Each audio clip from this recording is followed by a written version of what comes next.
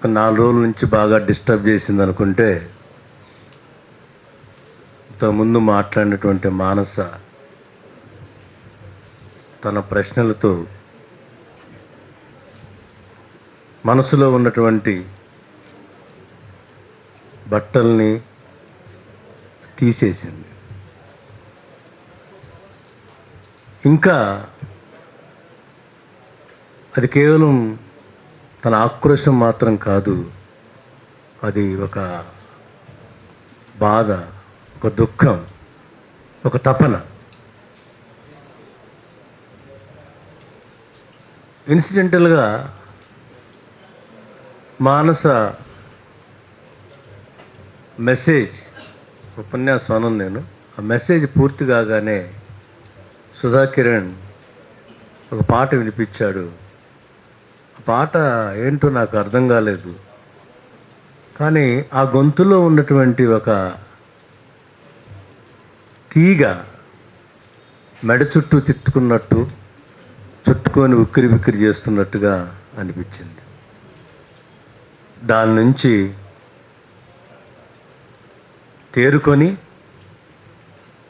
తేరుకోవటం కోసం ఈ 2 మాటల్ని చెప్పుకోవాల్సి వచ్చింది. అధ్యక్ష మిత్రుడు సుధా కిరణ్, అలానే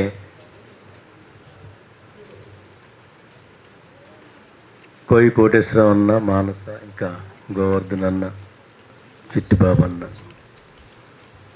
మరి ముఖ్యంగా నాకు ఈ అవకాశాన్ని ఇచ్చినటువంటి ఈ పుస్తక రచయిత సాగర్ అన్నకి, తర్వాత ఈ కార్యక్రమ నిర్వాహకులకు కూడా ముందుగా కృతజ్ఞతలు చెప్తున్నాను.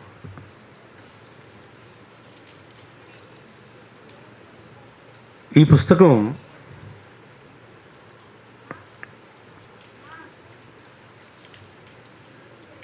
పేరు స్కై బ్లూ జీన్స్. చూడండి అంత చాలా అందంగా ఉంది. అసలు పుస్తకం చాలా హ్యాండీగా ఉంది. అసలు మీ టెక్స్చర్ చూడు, మీ దగ్గర లేదు కానీ టెక్స్చర్ పట్టుకుంటే చాలా అసలు భలే ఫీల్ ఉంది. ఒక మంచి లెనిన్ కాటన్ షర్ట్ వేసుకుంటే ఏ ఫీల్ ఉంటుందో ఆ ఫీల్ ఉంది పట్టుకుంటే. కలర్స్ కూడా చూడగానే చాలా ప్లెజెంట్గా అనిపిస్తుంది. బ్లూ, కానీ మానస చెప్పినట్టు కొంచెం లోతుల్లోకి వెళ్తే సాగర్ హృదయంలో ఉన్నటువంటి, మనసులో ఉన్నటువంటి ఆందోళన, హింస అనేది మనకి పేజీ తిరిగేస్తున్న కొందుకు కూడా మనకు ప్రత్యక్షం అవుతూ ఉంటుంది. ఈ బుక్ బహుశా కె శ్రీనివాస్ చెప్పినట్టు తెలుగులో మొదటిది అయి ఉండొచ్చు. దీనికంటే ముందు కాదు, బహుశా ఇందాల సుధాకరణ్ చెప్పినట్టు ఈ బుక్ లేటుగా పబ్లిష్ అయింది, కానీ రచన ఎప్పుడో జరిగింది. దీనిలో ముందు ఒకటి intercaste marriages issues and challenges అని లాస్ట్ ఇయర్ ఒక బుక్ పబ్లిష్ అయింది. Doctor Shweta Srivastava and doctor Chandraiah Gopani అనేటటువంటి వాళ్ళు, 2 అసిస్టెంట్ ప్రొఫెసర్స్ ఆ పుస్తకాన్ని తీసుకొచ్చారు. ఎందుకు ఆ పుస్తకాన్ని చదివితే ఆ పుస్తకానికి ఈ పుస్తకానికి చాలా సిమిలారిటీస్ ఉన్నాయి. వాళ్ళు దాదాపుగా అందులో 20 స్టోరీస్, కేస్ స్టడీస్ లాగా తీసుకొని దాన్ని చేశారు. ఇందులో సాగర్ అన్న 50 స్టోరీస్ని తీసుకొని చేశారు. అది ఒకటైతే, ఈ పుస్తకాన్ని ఉన్నటువంటి మరొక ప్రత్యేకత ఏమిటంటే, విప్లవోద్యమంలో ఉన్నటువంటి ఒకానొక పార్టీ, ఆ పార్టీ యొక్క ప్రచురణలు ఈ పుస్తకాన్ని తీసుకొచ్చి మన ముందు ఉంచడం ఇంకో ప్రత్యేకత.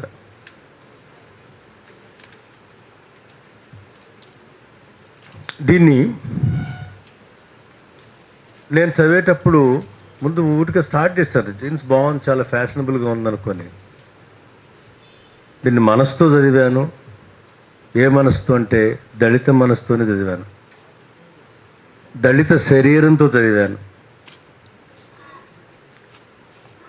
ఈ చదివేటప్పుడు నాకు అర్థమైనటువంటి సారాన్ని ఒక 2 మాటల్లో చెప్పాలంటే, జీన్స్ ఆధునికం, మోడర్న్, మనస్సు ఆధునికం, కానీ దళితుడు ఆధునికంగా మారటాన్ని చూడగలిగేలా ఈ కుల సమాజం మాత్రం ఇంకా ఆధునికం కాలేదు.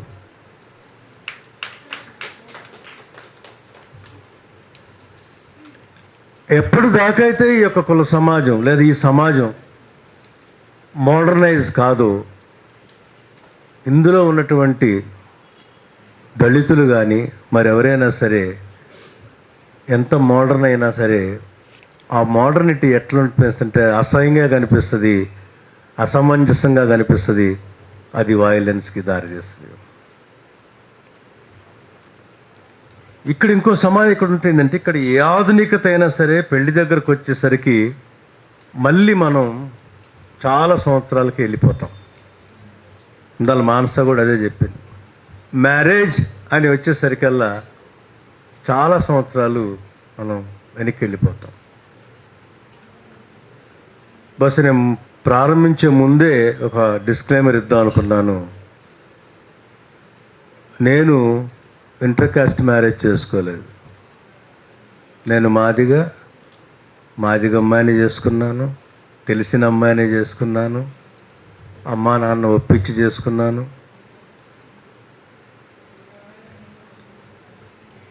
కాకపోతే ఇందాక మానస చెప్పినట్టుగా కొంత సాంప్రదాయం కాదు కానీ స్టేజ్ మ్యారేజ్ చేసుకున్నాను. అయితే ఇక్కడ ఈ విషయాన్ని ఎందుకు చెప్తానంటే, అప్పుడు అసలు ఇంటర్ కాస్ట్ మ్యారేజ్ చేసుకోవచ్చు అనే ఒకవేళ ఇంటర్ కాస్ట్ మ్యారేజ్ ఒకటి ఉంటుందని కూడా నాకు తెలియదు. దాని పాలిటిక్స్, దాని ఐడియాలజీ, దానికి ఉన్న ప్రోగ్రెసివ్నెస్ ఏంటి అనేది పక్కన పెడితే అసలు అప్పుడు అదొకటి ఉంటుంది. పెళ్ళంటే ఖచ్చితంగా మన కులంలోనే చేసుకోవాలా, మనకు తెలిసిన అమ్మాయిలు చేసుకోవాలా, అమ్మా నాన్న చూపించిన అమ్మాయిని చేసుకోవాలి, లేదా అమ్మా నాన్న ఒప్పించేసుకోవాలి. ఇది ఈ అయితే అట్రాక్షన్స్ లేవా? కాలేజీ లైఫ్ ఉంది, ఇంజనీరింగ్ కాలేజీ లైఫ్ ఉన్నది, పబ్లిక్ లైఫ్ ఉన్నది, బస్సుల్లో చూసాం, ట్రైన్లలో చూసాం, బజార్లో చూసాం, హోటల్లో చూసాం, రోడ్ల మీద చూసాం. ఖచ్చితంగా ఆకర్షణ ఉంది.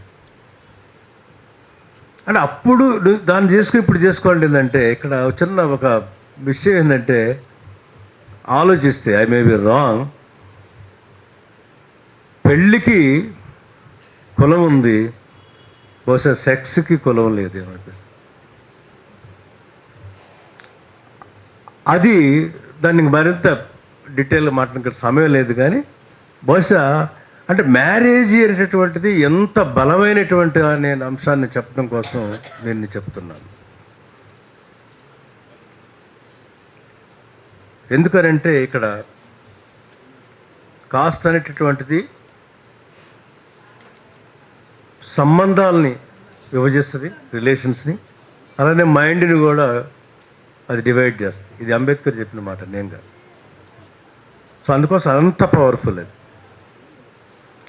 ఈ పుస్తకం చింటుగాడ ప్రశ్నతో సాగర్ గారు మొదలు పెడతాడు.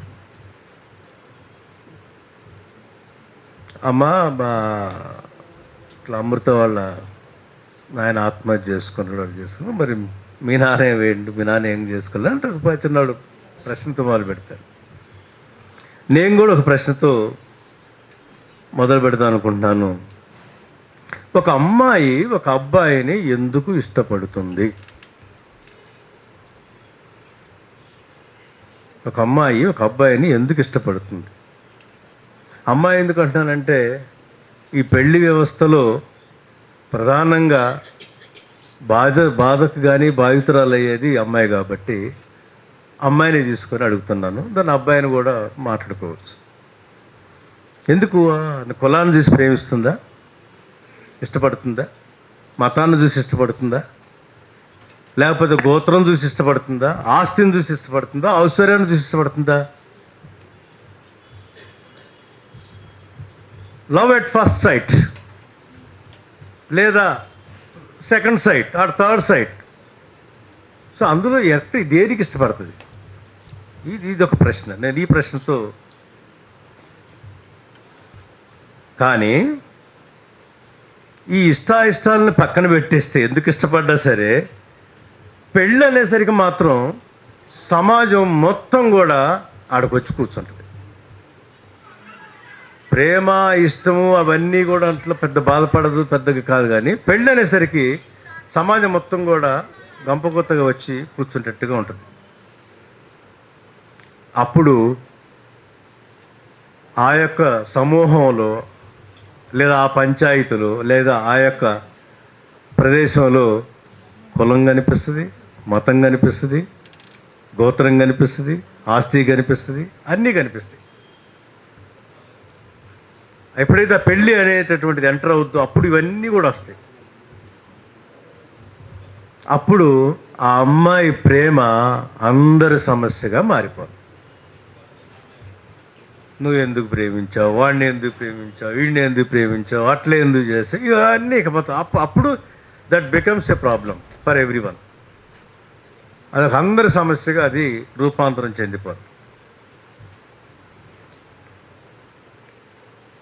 కొంచెం ప్రేమగా కనుక మనం మాట్లాడుకుంటే ఈ కులాంతర వివాహాన్ని ప్రేమ పెళ్లిగా చెప్పుకోవచ్చు, పిలుచుకోవచ్చు. కులాంతరం అంటేనే ఎమ్మటి స్ట్రైక్ ఏంటంటే ప్రేమ పెళ్లి, వాళ్ళు ప్రేమించుకొని చేసుకున్నారంటేటువంటిది అనుకునే అవకాశం ఉంటుంది. దాన్ని అట్లే మనం అనుకుంటే, ప్రేమ పెళ్ళి అనుకున్నప్పుడు ప్రేమ పెళ్ళి ఒకటేనా, లేదు ఈ రెండు ఒకదానికొకటి కాంప్లిమెంట్ చేసుకుంటాయా, లేకుంటే కాన్ఫ్లిక్ట్గా అవుతాయా? ప్రేమ పెళ్ళిగా మారటం అంటేనే కాన్ఫ్లిక్ట్ ఉందా, వయలెన్స్ ఉందా? ఈ రెండు ఏమిటి అనేటటువంటి మరొక ప్రశ్న కూడా మనం చూడాలంటే, ఎందుకంటున్నానంటే ప్రేమ వ్యక్తిగతం, it's a personal, it's my body, my mind, my heart, my interest, my desire, my dream. కానీ పెళ్ళి సామాజికం. పెళ్ళి నా ఇష్టం అంటే కుదరదు. అక్కడ సామాజికంగా పెళ్ళి అవుతుంది. ఎందుకంటే దాని తర్వాత పెళ్ళి అనేది ఒక ఇన్స్టిట్యూషన్గా ఎమర్జ్ అయింది. చాలా స్ట్రాంగ్ ఇన్స్టిట్యూషన్. ఎంత స్ట్రాంగ్ అయిందంటే, మనం కుల వ్యవస్థ ఎంతైతే బలంగా ఉందో అంతే బలంగా ఈ యొక్క మ్యారేజ్ అనేటువంటి ఇన్స్టిట్యూషన్ కూడా డెవలప్ అయింది. ఐఏఎస్ ఇది ఏం చేసిందంటే, ఒక ప్రధానంగా ఒక 5 విషయాలని సాలిడ్గా ముందుకు తీసుకొచ్చింది. ఏమిటి అని అంటే, వారసత్వం, ఇన్హెరిటెన్స్. నా వారసుడు ఎవరు, ఈ ఆస్తి ఎవరికి, నా ఆస్తికి వారసులు ఎవరు, నేను ఎట్లా ఏంటి అని ఈ వారసత్వం. సెకండ్ది వచ్చేసి ప్యూరిటీ, పవిత్రత. మన రక్తం ఇంకో రక్తంతో కలవకూడదు, మన శరీరం ఇంకో శరీరంతో అంటుకోకూడదు, ప్యూర్. తర్వాత కుటుంబ నియంత్రణ.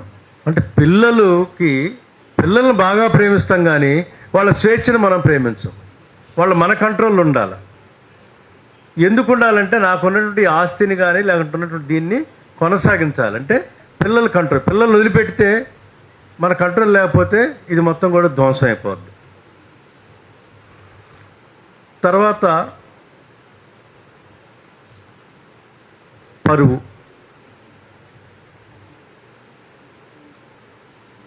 కులం పరువు ఏం కావాలా, ఇంటి పరువు ఏం కావాలా, మన ఊరు పరువు ఏం కావాలా, మా అయ్య పరువు ఏం కావాలా, ఈ పరువు అనేది 4th పాయింట్. 5th వచ్చేసి రిలీజన్, మతం. అంటే ఈ 5 ఆస్పెక్ట్స్ ఆధారం చేసుకొని ఈ యొక్క మ్యారేజీ ముందుకు వస్తూ ఉంటుంది, దాన్ని చేయింది. అందుకే కుల వ్యవస్థకు పెళ్ళంటే ప్రేమ కాదు, అది అనేది మనం ఒకటి చెప్పుకోవచ్చు. ఈ వ్యవస్థకి ప్రేమ అంటే పెళ్ళే కానప్పుడు నువ్వు ప్రేమని పెళ్ళే అంటే అక్కడ వైలెన్సే, ఇంక వేరే మార్గం లేదు.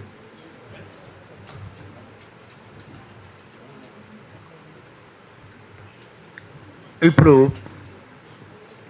ఈ స్కై బ్లూ జీన్స్ని, స్కై బ్లూ దళిత జీన్స్ని చూద్దాం. ఈ స్కై బ్లూ జీన్స్లో, ఈ నేపథ్యంలో స్కై బ్లూ దళిత జీన్స్ని చూద్దాం. అందరు మాట్లాడుతున్నారు, బోరు కొట్టిస్తున్నానా లేదా? ఓకే, సరే.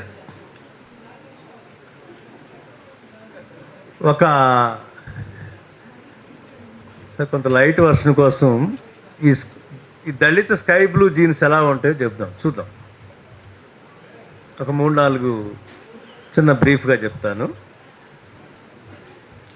దళిత పెళ్ళి అంటే ఇప్పుడు ఈ స్కై బ్లూ జీన్స్ వేసుకున్న వాళ్ళు, టీషర్ట్లు వేసుకున్న వాళ్ళు, వీళ్ళ వెనకున్నటువంటి తరాలు కానీ, వెనకున్నటువంటి నేపథ్యం కానీ, వెనకున్నటువంటి రూట్స్ కానీ, వాళ్ళు ఎట్లా ఉన్నారో చూస్తే, ఎందుకున్నారో చూస్తే, ఈ స్కై బ్లూ దళిత స్కై బ్లూలో ఎందుకున్నారు, ఆ జీన్స్లో ఎందుకున్నారు మనకు అది. దళిత పెళ్ళిని తీసుకోండి ఒకటి, ఊళ్ళల్లో మీరు చూస్తుంటే. ఇంకొకటి ఏం చెప్తానంటే, ఈ దళిత స్కై బ్లూస్ ఎవరైతే జీన్స్ కానీ ఈ టీషర్టు దళిత్స్ ఎవరైతే ఉన్నారో, వీళ్ళు ఉన్నది చాలా తక్కువ మంది మనం అనుకునే టీషర్ట్ జీన్స్ వాళ్ళు. మిగతా వాళ్ళు ఎట్టున్నారు చూస్తే, మ్యారేజ్ అవుతుంటుంది ఊళ్ళో దళితుడికి. ఆ పెళ్ళైనప్పుడు తెల్ల షర్టు తెల్ల ప్యాంటు కంపల్సరీ. వాడు జీతగాడు కానీ, గొడ్లు కానీ, బర్రెలు ఏమన్నా కానీ పెళ్లి రోజు మాత్రం అప్పటికి తెల్ల చొక్కా తెల్ల ప్యాంటు కంపల్సరీ. మెళ్ళో ఒక మెరిసే దండ, ఇది మస్తే. మూడోది ఎడ్ల బండి. దొరగారుదో రైతుల్లో ఎవరిదో ఒకటి తెచ్చుకొని ఎడ్ల బండి తెచ్చుకోవాలి. ఆ ఎడ్ల బండి మీద ఒక ప్లాట్ఫామ్, ఒక చెక్క కట్టాల, ఇది కంపల్సరీ. దీని తర్వాత ఫ్రెడ్దో ఇంకొకటిదో లేకుంటే తిరణాల్లో కొనుక్కుందో ఏదో కానీ నల్ల కళ్ళద్దాలు కూడా ఉండాలి, సన్ గ్లాసెస్. తెల్ల చొక్కా తెల్ల ప్యాంటు, మెళ్ళో దండ, నల్ల కళ్ళద్దాలు, ఎడ్ల బండి మీద కూర్చుంటాడు. అది ఈవినింగ్ రాత్రి కానీ చీకటి కానీ ఈడు ఆ కళ్ళద్దాలు తీయడు. తర్వాత పక్కన కొత్త పెళ్లి కూతురు, కొత్తగా పోయిన భార్య ఉంటుంది కదా, ఆమెను కూడా పట్టించుకోడు. వాడు ఇట్లా చూస్తూనే ఉంటాడు అనమాట. పోతూ ఉంటుంది, డప్పులో మోగుతూ ఉంటాయి, పోతూ ఉంటుంది. ఇది ఒక ఇన్సిడెంట్. ఇదేంటనేది లాస్ట్కి ఒక వాక్యంలో చెప్తాను. రెండవది, ఇదొక దళిత జీవితం. సుబ్బిగాడు అని ఒకడు ఉండేది మా ఏరియాలో. వాడు మాదిగోడే. వాడు పోయేసి, అరే బాబు ఈ పాలకాయని ఇచ్చిరారా అని చెప్పేసి ఇంట్లో వాళ్ళు పంపిస్తే, వీడేం చేస్తాడంటే ఆ పాలకాయని తీసుకుని పోయేసి పోతా ఉండేసి దారిలో కలిసాడు అనుకో. కలిస్తే ఏం చేస్తాడంటే వాడు వచ్చి, సరే సుబ్బా ఇక్కడ కొంచెం ఇక్కడ అని అంటే, వాడు ఈ పాలకాయని మర్చిపోయేసి వెళ్ళిపోతారు వాడితో పడి. ఆడ పోయేసి వాడితో 3 రోజులు ఉంటాడు. 3 days ఉన్న తర్వాత 4 రోజులు గడిపోయి వాడికి ఇంకోటి కలిసిన తర్వాత ఇంకోటి కలిస్తే వాడు అక్కడి నుంచి పోయేసి ఇంకో దగ్గర పోతారు. ఇట్లా పోయేసి అట్లా 10 రోజులు 12 రోజులు అవుతుంది. పాలకాను చేరిందో తెలియదు. చివరికి అసలు ఎవరైతే పాలకాన్ని చెప్పిండో వాడు వచ్చి, సరే సుబ్బా ఏమైనా పాలకాన్ని చెప్పేసి అడిగితే వాడు అంటాడు, అరే ఇప్పుడు నన్ను డిస్టర్బ్ చేయొద్దు, నేను ఇప్పుడు సువార్త కూటమికి వెళ్తున్నా, సువార్త కూటమిలో ఉన్నా కాబట్టి ఈ కూటమిలో అయిన దాకా నన్ను బలకరియొద్దు, నన్ను మాట్లాడదు అనేసి వెళ్ళిపోతాడు. ఇది ఇంకో జీవితం. తర్వాత మూడోది, ఒకడు ఉండేవాడు.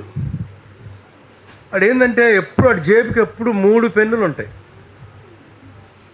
3 పెన్నులు మంచిగా అదేది ఉంటుంది, లాల్సీ లాంటిది ఏదో ఉంటుంది, మనకు ఇది ఉంటుంది, 3 పెన్నులు ఉండాల్సింది. ఈ 3 పెన్నుల్లో ఒక దానిలో ఇంకు ఉండదు, ఒకటేమో సరిగా రాయదు, ఇంకోటి బాగానే ఉంటుంది. ఈ 3 పెన్నులు తీసుకొని చివరికి విచిత్రం ఏంటంటే వాడికి రాయటం కానీ చదవటం కానీ రాదు. ఈ 3 పెన్నులు జేబులో ఉండాల్సిందే. ఎప్పుడు తయారయ్యేసి అయిన తర్వాత బయటికి బయలుదేరుతుందంటే బీడీ ముక్కతో పాటు ఖచ్చితంగా 3 పెన్నులు జాగ్రత్తగా ఉన్నాయో లేవో చూసుకునే బయలుదేరుతుంది. ఇది ఇంకో దళిత జీవితం.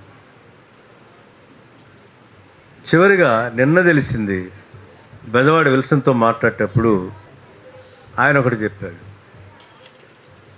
ఏమిటి బాబు, పిల్లలు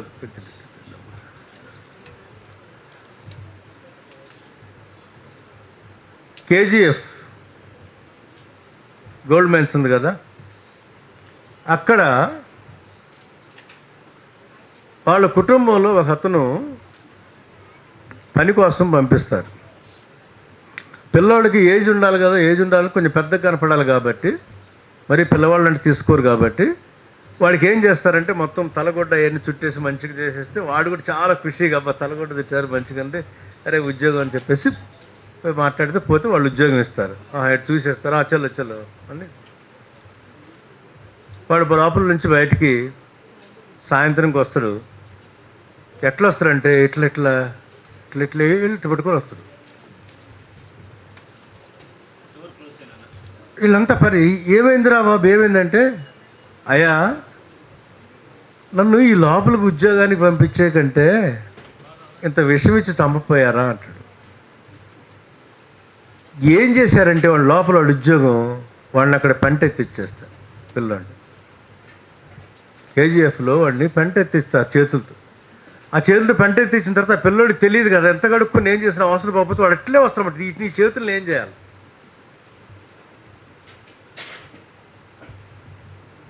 వీళ్ళు దళితులు, దళిత జీవితం ఇది. వీళ్ళు సన్ గ్లాస్ పెట్టుకునేది పోజులు కొట్టడం కోసము, కన్ను కొట్టడం కోసము, జీన్స్ వేసుకునేది, టీషర్ట్లు వేసుకునేది ఏదో అమ్మాయిల్ని పడేయటం కోసమో లేకపోతే ఇంకోటి, 3 పెన్నులు పెట్టుకొని తిరిగేది ఎవరినో ఏదో చేసేసి ఒక ఇంటలెక్చువల్ లాగా పోజులు కొట్టడం కోసం. ఇది ఒక ప్రకటన, ఆత్మగౌరవ ప్రకటన, ఒక డ్రీమ్.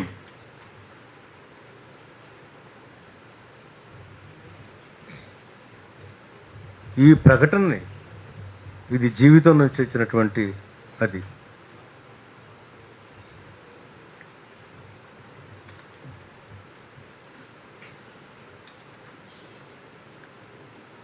ఇది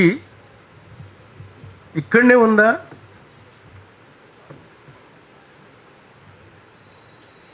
మనం చూసుకుంటే కులం కానీ అమెరికాలో ఉన్నది రేసిజం, సౌత్ ఆఫ్రికాలో ఉంది కలర్, జపాన్లో ఉంది, పురోకాన్ ఒక కమ్యూనిటీ ఉంది, మనలాంటి దళిత కమ్యూనిటీ లాంటిది ఉంది, ఇండియాలో కులం ఉంది. అక్కడ రద్దు. ఫస్ట్లో 1967 వరకు అమెరికాలో చట్టం వచ్చేంత వరకు కూడా 2 రేసుల మధ్య మ్యారేజ్ లేదు. సౌత్ ఆఫ్రికాలో రెండు కలర్ మధ్య పెళ్లి లేదు. జపాన్లో ఇప్పటికీ కూడా ఇంకా రిలేషన్షిప్స్లో ఇంకా కూడా అది ఒక పెద్ద తీవ్రమైన చర్చనే. ఇక్కడ కులం ఉంది. కానీ ఎప్పుడైతే అమెరికాలో చట్టం చేయబడ్డదో ఆ తర్వాత అక్కడ ప్రాబ్లం లేదు. మరి మన ఇండియాలో ఎన్ని చట్టాలు ఉన్నాయి, ఇంకా ప్రాబ్లం ఎందుకుంది? తర్వాత ఇప్పుడు ఈ చట్టాలని రివర్స్ చేస్తున్నారు ఉత్తరప్రదేశ్లో. అది ఈ బుక్లో కూడా చెప్తారు సాగర్. యూపీలో ఎటువంటి చట్టాలను తీసుకొచ్చారు, ఎక్కడ ఎటువంటి చట్టాలు, దీన్ని చేసుకుంటా వీటికి లేకుండా అనేటటువంటి చట్టాలు కూడా ముందుకు వస్తూ ఉన్నాయి.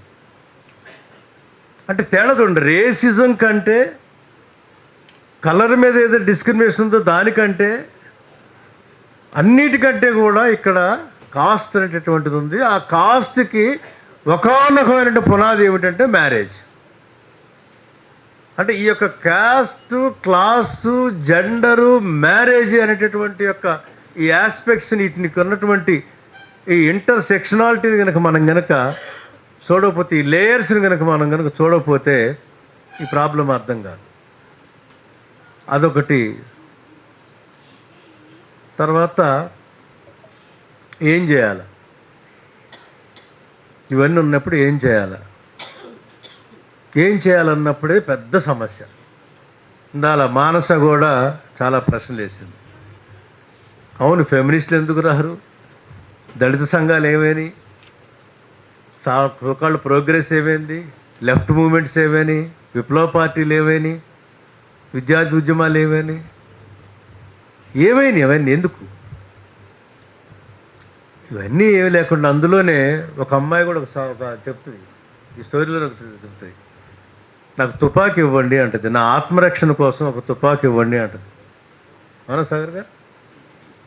ఆత్మరక్షణకు ఒక తుపాకీ ఇవ్వండి అంటది. ఇంకో స్టోరీలో గౌరీ లంకేష్ లాంటి వాళ్ళు సపోర్ట్ ఉన్నారని చెప్తారు ఒక దంటకి. మరి తుపాకీ ఇవ్వాలా, లేదా గౌరీ లంకేష్ లాగా ఒక కావాలా? ఒక పక్కన రాజ్యానికి ఉన్నటువంటి బాధ్యత ఏంటి? రాజ్యం కులాంతరమైనదా? కాదు. రాజ్యం మతాంతరమైనదా? కాదు. రాజ్యం మతాంతరం కులాంతరం కానప్పుడు కులాంతర వివాహాన్ని కానీ కులాంతర జీవితాన్ని కానీ ఏ విధంగా అది ఎలో చేస్తుంది? ఎన్ని చట్టాలు ఏం చెప్పినప్పటికీ అందుకే ఇక్కడ రావట్లేదు. కాబట్టి ఇక్కడ ఇది ఎవరు చేయాలా, ఏం చేయాలనుకున్నప్పుడు ఒక పక్కన ఈ స్టేట్కి, రాజ్యానికి ఉన్నటువంటి యొక్క దాన్ని అకౌంటబిలిటీ ఏదైతుందో దాని మీద మనం ప్రెషర్ చేస్తూనే, కుటుంబాలు ఏవైతుంటాయో వాటిని కూడా ఎడ్యుకేట్ చేస్తూనే వీళ్ళకి ఉంటూనే, కానీ ఒక్కటి దళిత పర్స్పెక్టివ్లో దళిత కమ్యూనిటీ నుంచి మాట్లాడాలంటే దళితులకు ఆత్మరక్షణ బృందాలు కనుక లేకపోతే ఈ సమస్య ఇంకా ఎంతోమంది దళితులు చచ్చిపోవాల్సింది, దళిత యువకులు చచ్చిపోవాల్సిందే, దళిత యువతులు చచ్చిపోవాల్సిందే. మిగతా వాళ్ళ సంగతి నేను చెప్తలేదు. కానీ వీళ్ళకి దిక్కు లేదు, స్టేట్ లేదు, పోలీస్ లేదు, ఏ ఇన్స్టిట్యూట్ కూడా వీళ్ళకి అండగా ఉండదు. తర్వాత ఇక్కడ ఏ పార్టీ కానీ, ఏ ఉద్యమం కానీ, ఏ దళిత సంఘం కానీ, ఏ సంఘాలు కూడా వీళ్ళకి అండగా ఉండవు, రావు అని కూడా చరిత్ర చెప్పేసింది. అయితే ఇప్పుడు ఒకటి జరగాల, వీళ్ళందరూ రియలైజ్ అయిపోయేసి దాన్ని చేసుకొని పోతే ఒకటి, లేదనుకుంటే వాళ్ళగానే ఈ రోజున ఆత్మరక్షణ బృందాలుగా వాళ్ళు తయారుగా అది కనుక కాకపోతే ఈరోజు మీరు ఒకసారి ఆలోచించండి. ఎక్కడన్నా ఒక ఇన్సిడెంట్ జరిగినప్పుడు ఇందాల మానస చెప్పిన లిస్ట్ కానివ్వండి, ఇప్పుడు నేనంటున్నా కానీ, వీళ్ళందరూ కనుక కదిలిపోయి ఇప్పుడు ఉంటాడా, నిలబడతాడా, పారిపోతాడా? ఎందుకు కదలట్లేదు మనం? ప్రేమ లేకనా, ఇంట్రెస్ట్ లేకనా, శ్రద్ధ లేకనా, చేయాలనే ఆశ లేకనా? అన్నీ ఉన్నాయి ఎందుకు కదలట్లేదు? That is the problem. Caste is in mind, caste is in relationships. సంబంధాలు కులం ఉంది, మనసులో కులం ఉంది. అందుకే మాది కూడా చచ్చింది కదా, మాలోడిగా చచ్చింది, మాలమ్మాయి కదా, మాదిగమ్మాయి కదా, అయినా అమ్మాయిగా చచ్చింది, ఒకళ్ళ అగ్రకులం అయినా సరే ఆడదేగా చచ్చింది. వీటికి మనం ప్రశ్నలు వెతుక్కోవాలా, ఈ జవాబులు వెతుక్కోవాలా. అప్పుడే ఆ చింటూగాడి ప్రశ్నకి మనం సమాధానం చెప్పిన వాళ్ళం అవుతాం. ఈ అవకాశం ఇచ్చిన అందరికి థ్యాంక్ యూ.